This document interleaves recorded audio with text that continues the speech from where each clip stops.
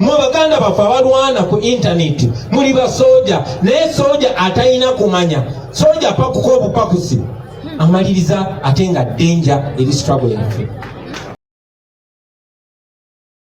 Alright, breaking news. Finally, abadde bambuuza His Excellency Robert Kyagulanyi biki byagenda okuzaako biki byayogedde oluvannyuma lwa Bafootsoljas okubeera nga balumba ba political leaders agamba nti no ba leaders mu National Unity Platform bikuleetedde maaso awo alina video gya sharing olunaku olwaleero ebyadala n'engamba zino kana kasajja kaali kagezi buli kimu ekiri mu kugenda maaso ssaawa zino eno mu ggwanga Uganda wamu n'ezo incidents ezimu ze mulaba nga surprise nti byonna yali yabyogerako dda era bannayuganda n'abasaba bastayinge have focus. Mu maaso awo mbikuleetedde aba NRM oba omu ku ba councillors ba NRM finally akkiriza nti no His Excellency Robert Kyagulanyi musajja mugezi nnyo mu maaso awo naye mu president naye nga terunagendayo video gimpereka like gwatana subscribing akwendo YouTube channel oba omaze akadde kajje mu personalize okatekemu also at latest updates nga zino obire ng'ozifuna mu budde njagala nkuplaying ino video His Excellency Robert Kyagulanyi. It contains everything buli kimu ekiri mu kugenda maaso ssaawa zino mu ggwanga Uganda. Bafootsoljas okubeera nga beekuba bino byonna yabyogerako dda era n'abagamba nti no mubere very careful bana basajja aba NRM abali mu buyinza President Yoweri Kaguta Museveni mutabani we General Muhoozi Kainerugaba kino kyebaagaliza NUP kyebaagaliza His Excellency Robert Kyagulanyi. Temulowooza nti no omusajja okubeera eyo mu exile akyagala nedda buli kimu kyali mu kubeera ng'akola kiri planned. Chovola mbagamba chino mubere very calm. His Excellency Robert Kyagulanyi kasitava yo nabagamba NUP nfu awo mulekera okubeera nga mugi supporting naye nga akyaliwo tanaba kubeera nga akola ekintu kyonna ekiraga nti no akolagana ne bali abasajja. Let's keep supporting him. A video kino soko kirabe zenchi bagamba bulijjo nanziramu nekibagamba nti ffe tuli bakozi bammwe yemmwe babosi si mwe beka bali ku internet naye ne maama atunda kasooli ku luguudo buli muntu nga munnayuganda ye mukama waffe gwe tukulembera gwe tukolera. Mulina obuyinza 100 ku 100 okutugambako ku bigonzo bulungi n'ebigenzo bubi naye temulina buyinza kuvoola bakulembeze. Kikulu nnyo tino omuntu akola omulimu ogugwo aweebwa ekitiibwa awajja kwewaayo kuba guno omulimu gwe tukola bannange gulimu embirigo.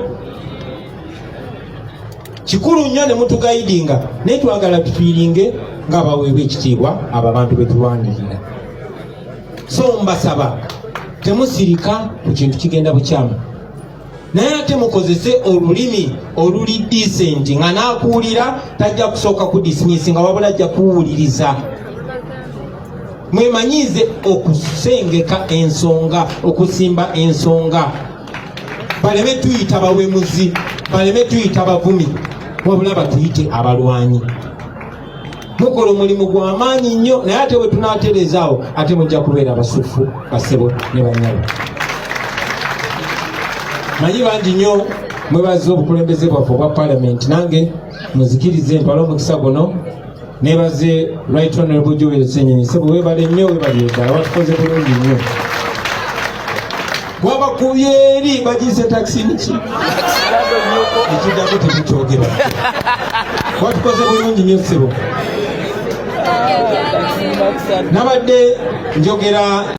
Alright, nga tubitedde ku mabbali omu ku councillors ba NRM olunaku olwaleero video nakkiriza nti no His Excellency Robert Kyagulanyi is the leader who is supposed to take Uganda forward. I want you to listen to this video. The guy was very calm. Video yempanvu naye njagala ogiwa obudde kwatana subscribing wano wokka osanga latest updates nga zino ku Wonder Boy Yuja kadde kajja mu personalize womaze okusubscribing nyinga n'okujjukiza Sheikh Ashraf walinyo okulomberedwa go endangolo eyo n'ebizibu gumi boxing totya kubeera eyo nga olina ebizibu nga tolina omuntu asobola okubeera nga akuyamba kuyagamba byonna ajja kubeera nga abikumalira. Ate video njaga tugiwa obudde olaba kansela wa NRM yavaayo n'abyogera bino which means things might go astray for the government. Video ayino sokolabe. Bobi Wine Robert Kyagulanyi bwe yali ayogera obululu buwedde bwe twalondanga 15 January yagamba ebifo ebyayiseemu bano ba unopposed n'ayogera ku speaker Anita Among kubanga wabwe Bukeddeya teri yamwesimbako n'abamwesimbako amawulire nga bwe gawandiika agamalala ku TV ne babiraga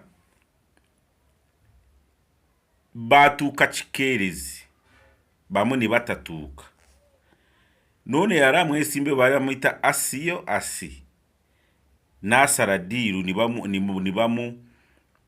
bamwanjula eri kibiina kya NRM nga yali ayina oluganda ku Anita Among abaali bamwesimbyeko e Bukeddeya. Bobi Wine n'agamba bajja kubeerawo by election. Byali bigambo lya Bobi Wine. Kikwewuunyisa olwaleero nga bw'olaba positeeyi abantu b'e Bukeddeya bennyini bagamba tebalonda Anita Among, so basaba gavumenti n'ekitongole ky'Electoral Commission bategekeyo by election. N'owulira n'amaloboozi amalala gagamba Deputy Chairman ku kifo ky'abakyala mu kibiina kya NRM, Speaker wange omulungi resigning bwe bagamba, naye bino byonna nabibagamba Anita Among kituufu speaker eyali speaker n'ebiseera bye yali speaker teri muntu eyakuliyetinga balabe nga ye ate abalabe ne bamusigalamu.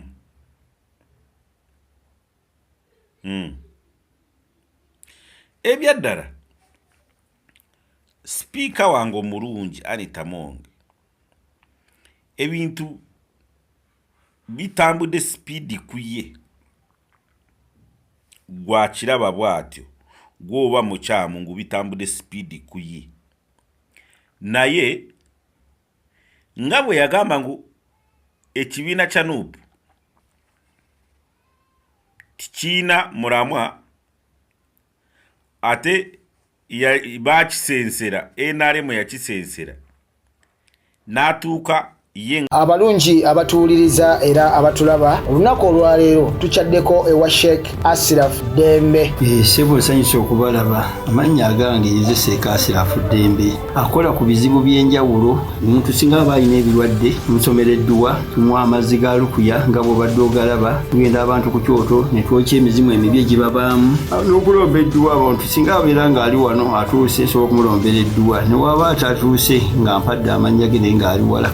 Taze enamba yange yeno eri 0707363711. Namwe bannyinaffe abali ebweru oyagala okuba nti oyagala okulombera ku dduwa ng'olina ebizibu, viza zibuze, amaka gakolongotana, sente zikola zimpita mu ngalo, ojja kumpeereza ekifaananyi kyo n'amannya go, ebyo byokka bijja kummala, nja kukulombera edduwa, ojja kutereera. Olunaku olusembayo mu mwezi mba n'edduwa eyawamu ffenna n'abalwadde bange abakadde n'abapya. Salaamu alaikum warahmatullahi wabarakatuh. Nga ye speaker kubatega owa family yafune tiketi mu NUP. Mwatu olwaleero njagala mu kitegeere, bw'obeera mu NRM olwanyisa NUP gw'obeera mukyamu batya. Saawa zino tomanyi ali mu NUP yaani, kubanga lwaki NRM ne pulezidenti wange omulungi Yoweri Kaguta Museveni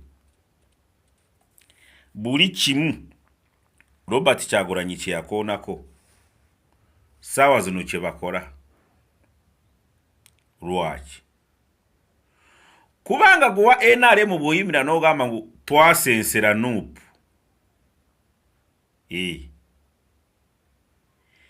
gwe wasensera gwe tibakusensera.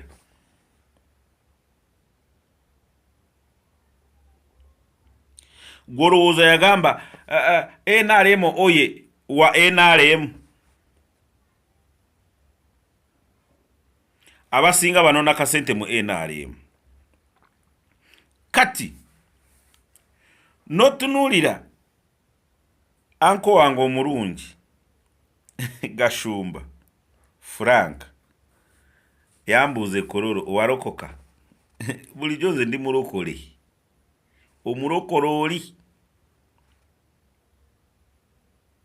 asiba ne Durai enakana munana anko Gashumba nana letinga nayogera ku kintu ekyali mpigi abavandimwe bwe bawa president ente agamba bwe yasituka protoko ya muzeyi bwe yayita abavandimu abagiftinze president Yoweri Museveni ente ne speaker Anita Mongi yasituka.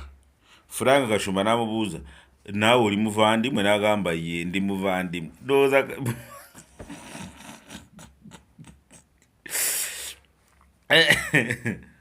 kati